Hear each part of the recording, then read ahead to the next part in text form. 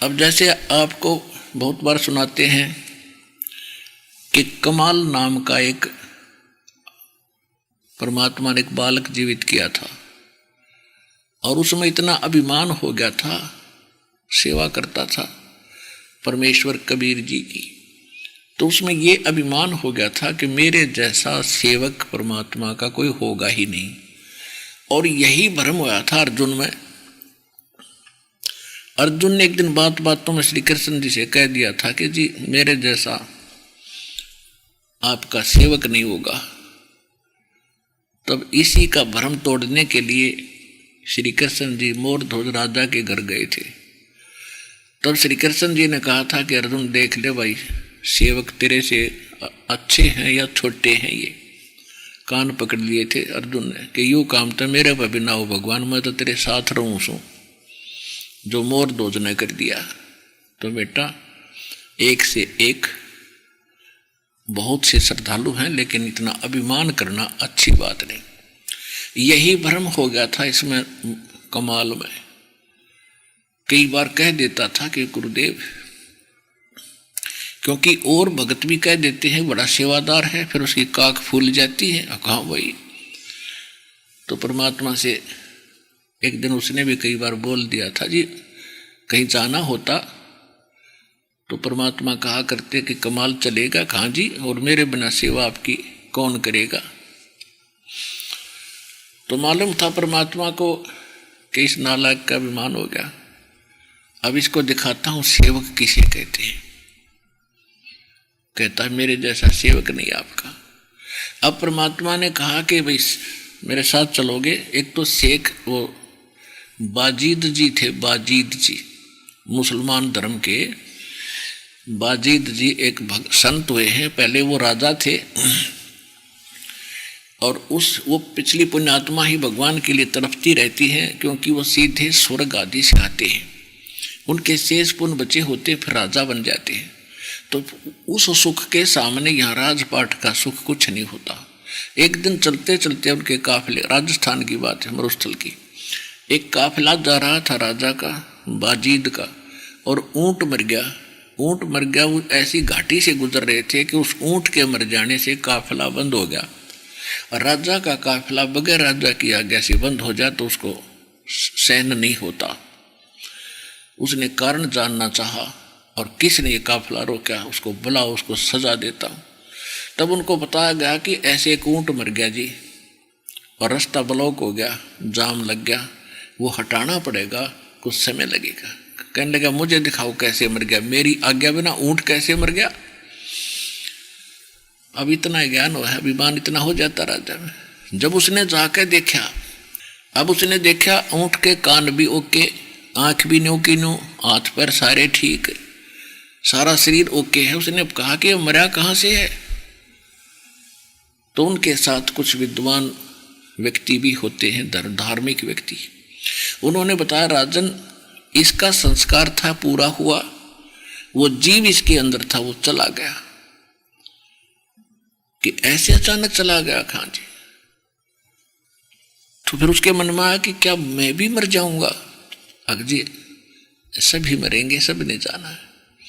बोला वापस चलो। युग फिर इसका समाधान क्या है। तो कुछ धार्मिक व्यक्ति थे, इसका समाधान भक्ति करने से होता है। घर त्याग कर और जंगल में जा बैठा, वहां परमात्मा मिले। परमेश्वर ने कहा कि भक्त ऐसे भी ना मिला भगवान, चाहे कितना बैठ ले, जब तक सच्ची भक्ति नहीं करेगा। तो उनको परमात्मा ने ज्ञान सुनाया। फिर वो उस झोपड़ी न छोड़कर कबीर साहब के पास आते रहते थे सत्संग सुनने के लिए। तो और ये वाजिद जो थे, ये शेख फरीद वाली ही आत्मा थी। पुण्यात्मा ये दात्म ज्ञान है, ये बहुत देर तक क्लियर होगा, आपको बहुत देर तक कंप्लीट समझ में आओगा। तो वाजिद जी और कमाल जी को कहा परमात्मा ने कि भाई मेरी इच्छा हो रही है कि इन भक्तों से मिलना चाहता हूं मैं, आप मेरे साथ चलोगे। कमाल के तो वही शब्द थे, हाँ जी मेरे बिना आपकी सेवा कैसे होगी। परमात्मा बोले चलो बेटा। तो वो तीनों जने पैदल चल पड़े। अब परमात्मा कबीर जी के शिष्य थे एक सम्मन नाम के मनियार थे, मनियार जो चूड़ी चाड़ी बेचा करते। और 3 प्राणी थे घर में, एक सम्मन, उसकी पत्नी का नाम था नेकी और पुत्र का नाम था सेऊ। वो परमात्मा के भगत थे। और परमात्मा ने कहा था चलो भी अपने कुछ भक्तों से मिलकर आते हैं। वो उधर से चल पड़े। उस साइड में क्या था कि ये सम्मन और उसकी पत्नी दोनों चूड़ी पहनाने का कार्य किया करते थे। और जहाँ भी ये बैठते थे चूड़ी पहनाने का कार्य करते समय भी ये भगवान की चर्चा सुनाया करते थे, क्योंकि भगत पर डटे ना जाइयो ज्ञान समझ माने के बाद। और अपने परमात्मा कबीर जी की गुरुदेव की महिमा सुनाया करते थे कि सिकंदर लोधी के जलन का रोग था, हमारे गुरु जी ने ठीक कर दिया। सिकंदर लोधी ने स्वामी रामानंद जी की गर्दन काट दी थी, हमारे गुरुदेव जी ने जीवित कर दिया।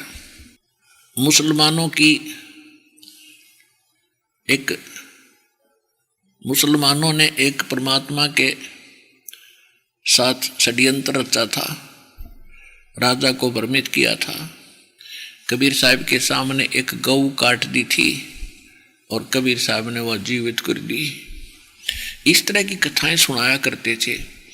नेकी बहनों में जाती थी, वो भी सुनाती थी, और सम्मन भी बहनों को चूड़ी पहनाते समय ये सब सुनाता रहता था। तो वो जो सुनते थी वो ऊपर से तो यश करती थी, पर अंदर से उनके मन में दोष रहता था कि तो पागल हो रही है, एक दानक न इतना बड़ा बतावे, एक जुलाहा है, वो क्या कर सकता है। और उनके मन में ये भी आता था कि यदि वो इतना शक्तिशाली है तो ये तुम्हारी क्या स्थिति है, कितने निर्धन हो, ये कितने निर्धन है, क्या तुम्हें इनको धन नहीं दे सकता, ये भोली भाली है, उसका फंसगी। तो वो औरतें उस नगर की न्यों सोचा करते रहे। उस नगर में ज़्यादा पैसे वाले व्यक्ति बहुत रहते थे, सेठ साहूकार ज़्यादा थे। और जहाँ माया अधिक हो जाती है वहाँ भगवान की केवल औपचारिकता रह जाती है, हृदय से चाह किसी को नहीं रहती। और जब तक इंसान गरीबी में रहता है भगवान घना याद आता है, भगत को तो और ज़्यादा आता है। इसलिए परमात्मा अपने भगत को इसी स्थिति में रखना चाहता है जिससे उसको भगवान की भूल ना पड़े। तो उधर से वो सेव छोटा लड़का जो था अपने साथियों में खेला करता था बच्चों में, वो भी ये कथा सुनाया करते। तो वो बच्चे कहते थे कि तुम्हारे गुरुजी कभी तुम्हारे घर आए हैं? तो सेव कहता था कि नहीं। तो दूसरे जैसे उन्होंने कथा सुन रखी थी कि सेव जी से कि हमारे गुरुजी के शिष्य सिकंदर लोधी हैं, वीर सिंह बघेला, काशी नरेश है, बिजली का पठान, मगर का नरेश हमारे गुरुजी के शिष्य हैं। तो बच्चे कहा करते नगर के कि तुम्हारे गुरुजी तो पैसे वालों के यहाँ जाते हैं और वो तो माया के भूखे हैं, तुम्हारे घर क्यों ना आए गरीबों के। अब वो बच्चा निरुत्तर हो गया, यह बात तो भाई इन्होंने गलत कह दी। तो उस बच्चे का ये मन में होगी, ये नहीं मन में आया कि हमारे गुरुजी ऐसे हैं, पर ये सोचा कि हे भगवान एक दिन हमारे गुरुजी यहाँ आ जा, इनका मुंह बंद कर दूं, अब देखो आगे ना। तो उस लड़के ने अपने माँ से कहा, और वहीं पिता दोनों बैठे थे, कि पिताजी अपने गुरुजी अपने घर नहीं आ जाते, एक बार अपने पिता गुरुजी अपने घर आ जाएं तो बड़ा आनंद आ जाए, क्या अपने घर भी आएंगे? तो सम्मन और नेकी दोनों कहने लगे, बेटा क्या भगवान को गुरुदेव को आप दूर मानते हो? हमेशा साथ रहते हैं। अगली वो बात तो आपकी सही है, ऐसे ऐसे बच्चे मेरे को ना कुछ उलाना दे रहे थे, मेरे को व्यंग कस रहे थे, और एक बार गुरुजी आ जाना बस फिर मैं उनका मुंह बंद कर दूं। बच्चे माता पिता बोले, बेटा ऐसी बातें भगत नहीं कराया करते, जैसे भगवान रखा ऐसे रहा करते। अगजी वो बात तो आपकी ठीक है, फिर एक बार जाना बस पूछो मत। अब वो इतनी बात कह ही रहे थे और बच्चा ये बात कहकर आंखों में आंसू ले आया कि मुझे कल फिर जाना खेलने के लिए, वो फिर यही बात करेंगे, मैं तो कुछ कहने जोगा भी ना रहा इवन को। उधर से कहते पहुंचूंगा क्षण एक में, जहां जन से महिमा सुनूं ता मैं गवन करंत, अरसो तो नगर निश्चिंत रहियो जहां मेरे प्यारे संत। एक पल में जा खड़े वरने का द्वार के सामने और बाहर गेट खटखटाया, जैसा भी टूटा फूटा खड़का सा ला रखा था,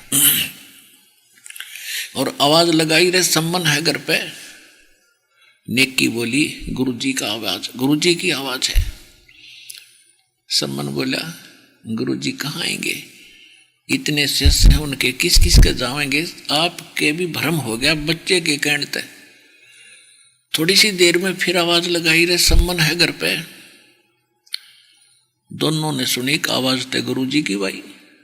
तीनों भाग लिए नंगे पैरों और सामने 3 जने खड़े, 2 सेवक 1 भगवान। उनको दिन में स्वप्न हो गया कि ये कैसे हो गया, ना कोई पूर्व सूचना, ना इधर का कोई टूर प्रोग्राम कभी सुना भी नहीं। उनको विश्वास नहीं हो रहा था कि सचमुच हम अपने गुरुदेव को देख रहे हैं या कोई स्वप्न देख रहे हैं। आंखें मसड़ने लगी तीनों के थे। तब कमाल ने कहा कि गुरुदेव को अंदर ले चलोगे या यहीं ठडेसरी बना के रखोगे, अंदर तो ले चलो। तब उनका स्वप्न सा टूटा और जाकर जैसे भी फटा पुराना कपड़े थे आसन दिया, भगवान बैठ गए। सम्मन चर्चा करने लग गया, 1.5 घंटा बातों में निकल गया। तो फिर सम्मन का याद आई रहे, ना पानी पूछा न आहार की पूछी, मैं अच्छा नालायक हूँ। तो कहा भगवान भोजन की सुनाओ, अभी बनाएंगे कुछ डट कर खाओगे। परमात्मा ने कहा भाई भूख लाग रही है सम्मन, रसोई तैयार करो। अब सम्मन गया अपनी पत्नी नेकी के पास और नेकी से कहा कि खाना बनाओ जल्दी, गुरुजी को भोग लगी है और पैदल चल कर आए हैं सभी 2 भक्त हैं और गुरुजी। अब नेकी कहने लगी कैसे भोजन बनाऊं, घर पे अन्न नहीं एक दाना भी। सम्मन ने कहा कि कहीं से आप मांग लाओ, उधारा ले लो। नेकी कहने लगी आज कोई उधारा भी नहीं दे रहा मुझे। फिर सम्मन ने कहा कि ला तेरा चीर उतार के, ये साड़ी तेरा चीर यानी ओढ़ना जो ऊपर ओढ़ा करे न्यारा, इसको मैं गिरवा रखाता हूँ। एक का था उसके पास ओढ़ना भी, तो वो कहने लगी कि मैं लेकर गई थी इसको गिरवी रखने के लिए, ऋण यानी उधारा कुछ लेने के लिए। ये थोड़ा सा फटा हुआ है, किसी ने रखा नहीं। अब सम्मन कलेजा पकड़ कर जमीन पर बैठ गया कि हे भगवान, आज पहली बार गुरुदेव आए मेरे इस नीच के घर पे और आज मैं इनको आहार नहीं करा सकता। अपनी किस्मत को बुरी तरह कोस रहा था। परमात्मा इस पापी को ना जन्म देते तो अच्छा था, और आप आगे अब घर से भूखे जाएंगे। तब नेकी ने कहा कि ऐसे चिंता करने से बात नहीं बनेगी, आप ऐसे करो रात्रि में दोनों पिता पुत्र चोरी कर लाओ, कुछ आटा ले आओ, इतना ही लाना जितना इन तीनों गुरुदेव और भक्तों का काम चले, ज्यादा ना लाना। और अब गुरुदेव से कह दो भगवान सवेरा भोजन कराएंगे, ये जानी जान है, संकेत समझ जाएंगे। तो जो सेऊ था बेटा रोज सुना करता माता पिता से और गुरुदेव के सत्संग की जानकारी, कहने लगा माता परमात्मा गुरुजी कहते हैं कि जो चोरी करते हैं उनका सर्वनाश होता है, ये तो घोर पाप है बेटा। माता जी, तो माँ ने कहा बेटा देखो इसमें पाप नहीं लगता, चोरी करके दान कर दे। तो सेऊ के मन में यह बात समाई नहीं है, चोरी तो चोरी ये है माँ, किसी तरह कर लो। तब परमात्मा उस नेकी ने बताया बेटा सुन ले बात मेरी, तेरी बात कति 100 की 100 साची है बेटा। चोरी तो चोरी है, दान चोरी करके दान करने का फायदा क्या हुआ। मैं तुझे तेरा विवेक देखूं थी बेटा, तू सच्चा भगत है। पर एक बात सुन, इस नगर के लोग भगवान से कोसों दूर हो गए। आज ये जानबूझकर एक 3 सेर आटा नहीं दे रहे हमारे को, और ये कह रही है औरतें कि आज तो तू कह रही है मेरे घर पर गुरुजी आ रहे हैं, और तेरे गुरुजी तो बड़े सक्षम हैं, समर्थ हैं, और पता नहीं राजाओं को कि जलन के रोग दूर कर दिया, उसके राजा नौकर हैं, चेले हैं, और मुर्दे को जीवित कर देते हैं। क्या तुम्हारे 2 रोटी नहीं देंगे तुम्हें? हमारे पास आज आटा नहीं है। ये जानबूझ कर बकवाद कर रहे बेटा। और जिस नगरी से संत अपमानित होकर चले जाते हैं वह नगरी बसा नहीं करती। ये सर्वनाश को प्राप्त हो जाएंगे बेटे। जब परमात्मा नो के नो चले गए थे, भगवान सजा नहीं देंगे, लेकिन यहाँ का जो नियम है इस काल भगवान का, ये फिर माफ नहीं कर पाओगा। अब जैसे प्रधानमंत्री का कोई पत्थर मार दे, प्रधानमंत्री उतर कर उनके पीछे ना भाग गए, वो तो और बतेरे एजेंट है, पुलिस वाले पकड़ कर उसकी देह तोड़ेंगे, रेल ठोकेंगे जेल में, क्योंकि उनकी क्रिया ठीक नहीं थी। तो आज ये उस स्थिति में, अब देख ले बेटा, जब इस नगर का नाश करवाना है तो ठीक है, बैठ जाओ मौन साध के। और इस क्योंकि हमने इस नगर का अन्न खाया है, और बेटा ये हमारा फर्ज बनाइए। तो बालक है, इनकी आंखें बंद होगी, माया की चर्बी चढ़गी इनके, इसने माया की भांग पी ली। और फिर एक कथा सुनाई कि एक नगर था, उस नगर में पैसे वाले लोग गणे थे, और वो इतने अभिमानी हो गए थे, केवल एक राम कृष्ण का जाप करें थे और किसी तो बात नहीं करें थे। कोई साधु संत अगर मांगने आ जाता तो उसको अपमानित करके भेज देते, एक दाना एक रोटी का टूक भी नहीं देते थे, और उनको धिक्कारा करते थे कि तुम करके खाया करो, मस्टंडे फिरते हो। उस नगर के बाहर, उस गांव के नगर के बाहर बनी में एक साधु सिद्ध आ गया, उसके साथ एक चेला था 18-17 वर्ष का। संत वहां आकर रुक गया बनी में, और चेले को सुबह भेज दिया, बेटा भिक्षा मांग लिया। सारे नगर में चक्कर काट कर लड़का वापस आ गया। सबने अपमानित किया कि कमान जोगा है तू, क्या तुम करके नहीं खा सकते, धक्के खाते फिरते हो। लड़का वापस आया तो बाहर जिस रास्ते से वो आता और जाता था नगर में, उसके लास्ट कोने में, कति लास्ट में एक कुम्हारी रहा करती थी, विधवा थी, 3-4 बच्चे थे। वो अपनी मेहनत करके उनका पालन पोषण किया करती थी। अब कुम्हारी ने पहले दिन देखा कि बाबा जी भिक्षा लेने गया और खाली जाता भी देखा, तो लड़के ने जाकर कहा कि गुरुदेव ऐसा नगर कदे देखा नहीं हमने, ये तो 16 माथे भी ना बोलते, ढंग से बात भी ना करते, गुरुदेव भिक्षा तो दो चाहे ना दो, अरे ऐसे ऐसे कहते हैं। तो गुरुजी ने कहा बेटा तू कल फिर जाना सुबह सुबह। वो सुबह फिर गया, उसी तरह सुन के वो वापस फिर आ रहा था। तो उस कुमारी ने सोचा कि छोटा सा बालक भूखा मर जाएगा, इसने रोटी नहीं खाई काल तक, यहां से इसको मिलाई कुछ नहीं। तो उसने हाथ जोड़कर कहा कि महाराज मैंने कल भी आपको देखा पर मैं टोक नहीं सकी, क्योंकि मैं एक कुम्हार जाति से हूं, और कई साधु संत दूसरी जाति का भोजन नहीं करते, वो ब्राह्मण या बणियों का ही करते हैं, ऐसे टाइप के भी होते थे, इसलिए मैंने आपको टोका नहीं। लेकिन आज मेरे तो रुका नहीं गया, अपने बच्चे जैसा लगता है तू, और मेरे पास कुछ आटा है, बना बनाया भोजन भी है, दोनों दे देती हूँ, जैसा उचित समय कर लियो। और बता देना साधु को कि कुम्हारी के घर से लाया हूँ। उसको डर लगता था कि धोखे से कभी खा के फिर पता लगा संत दुराशीष ना दे दे। तो संत उस लड़के ने कहा डाल दे माई, जैसे आज्ञा हुक्म होगा गुरुदेव का वैसे हम कर लेंगे, आज्ञा देंगे तो हम खा लेंगे, ना रख देंगे।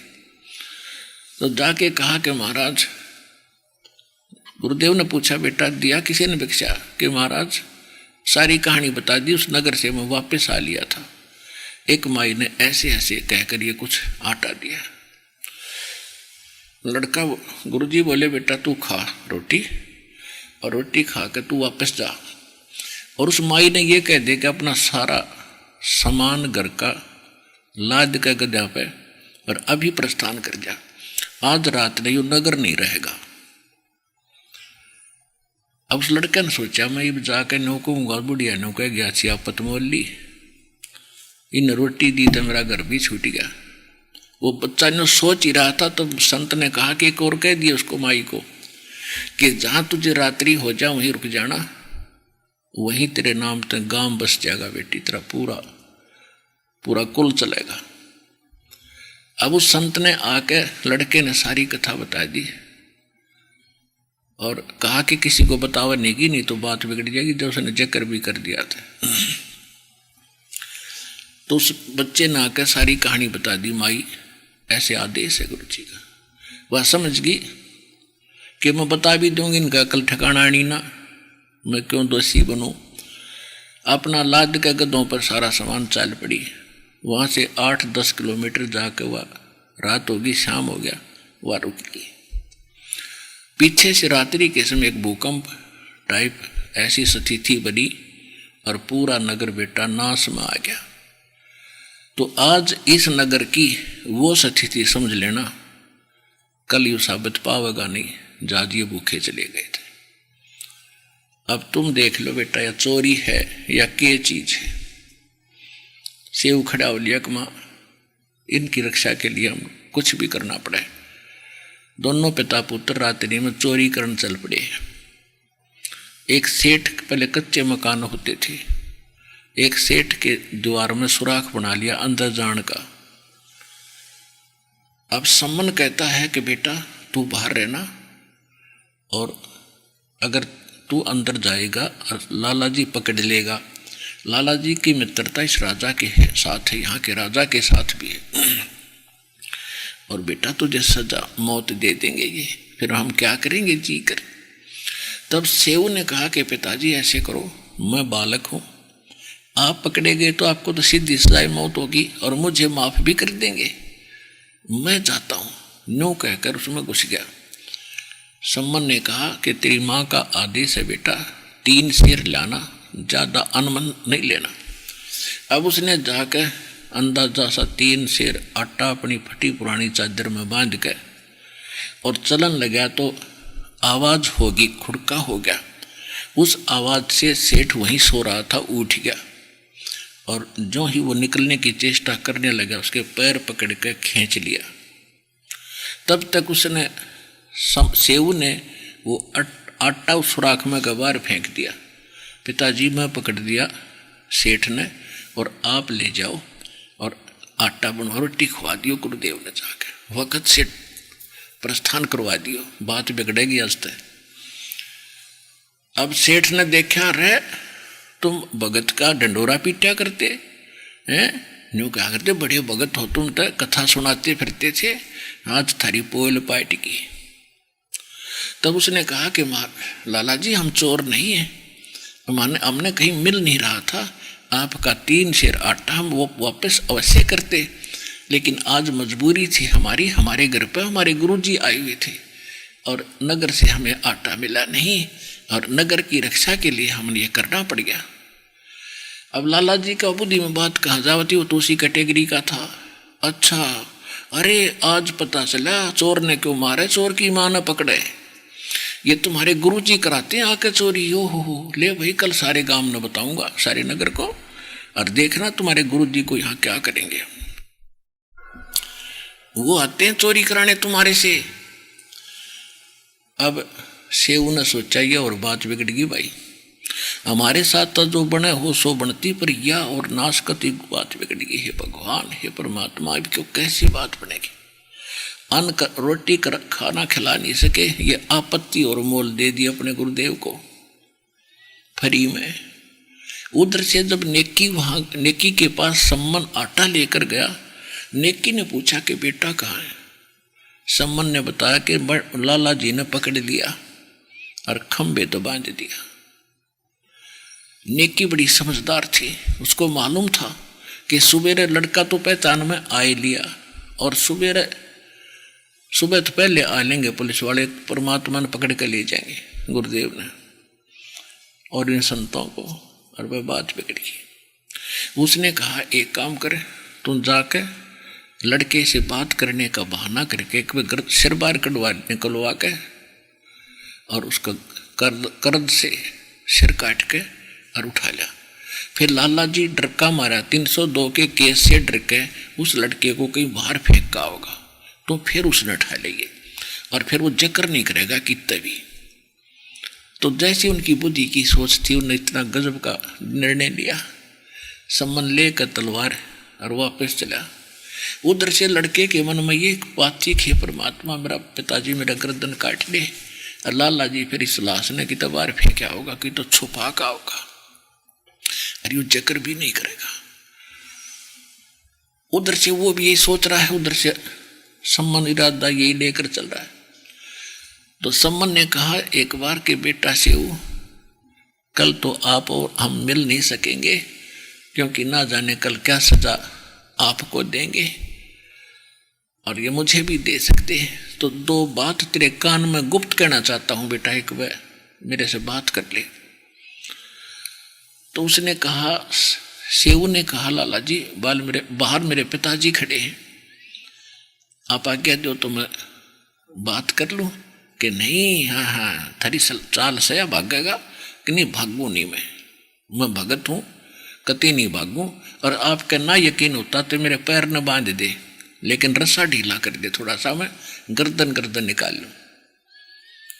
फिर कल पता नहीं हमारे साथ के बीतेगी, हम मिल पावांगे कि नहीं मिल पावांगे।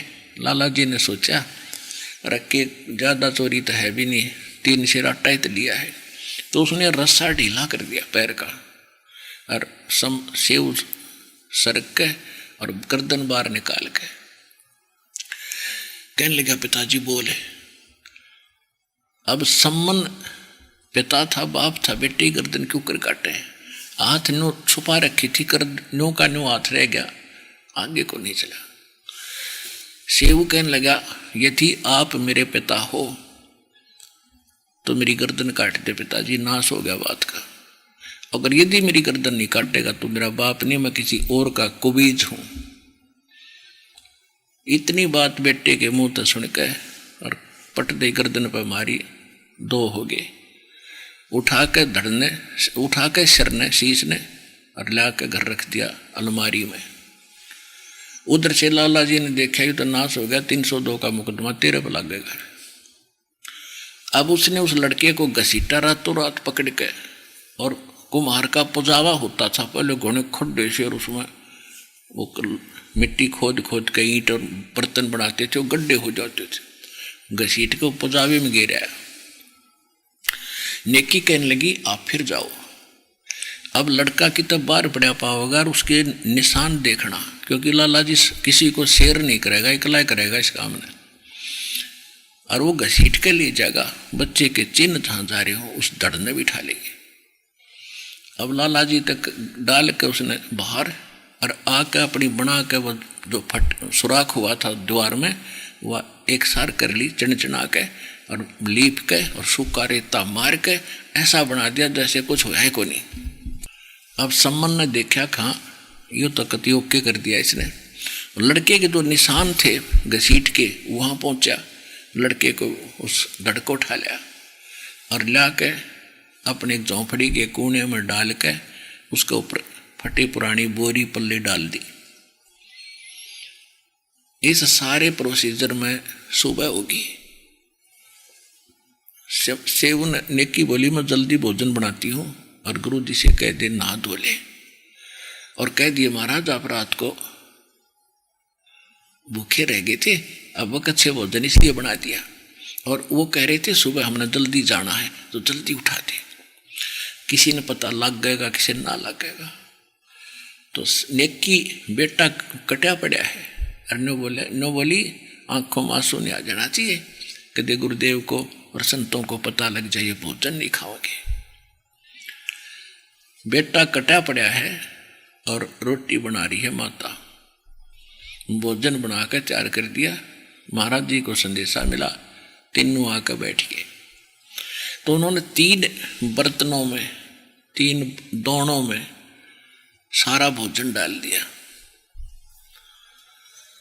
अब परमात्मा ने कहा कि भाई ऐसे नहीं, आज तो इकट्ठे बैठ के खाएंगे सारे भगत और हम। इस भोजन को 6 पात्रों में डालो।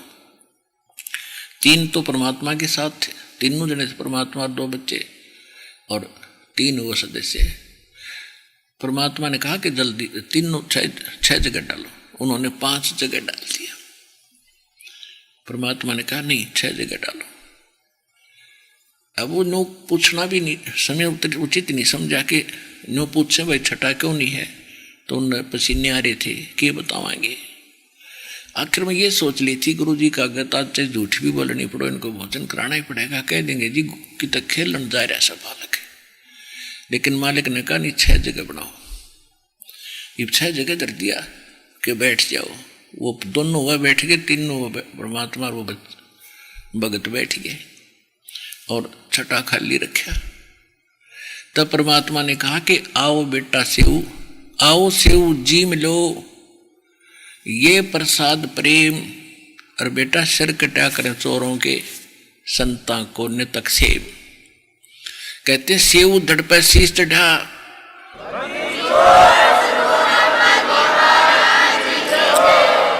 सेऊ धड़ पर शीश चढ़ा। अपने आप अलमारी से उठ कर सिर और उस धड़ के ऊपर लग गया। सेऊ धड़ पर शीश चढ़ा, वो आ बैठा पंगत मां और नहीं निशानी गर्दन पे। यो ओ सेऊ ना। मात पिता नु कलर हटा हटा के देखे, निशान भी कोई ना। बोलो सतगुरुदेव कबीर भगवान की जय हो।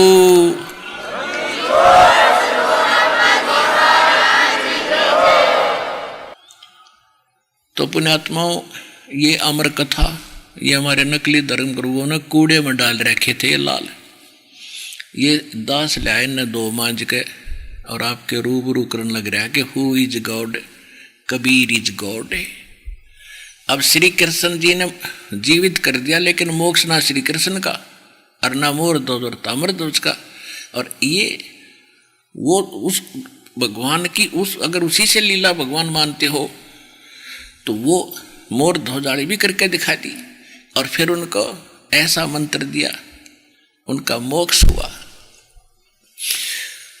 तो इस परमात्मा के दरबार में, क्योंकि ये कंप्लीट गॉड है और इसमें कंप्लीट रिलीफ मिलेगा, पूर्ण सहारा मिलेगा आपको।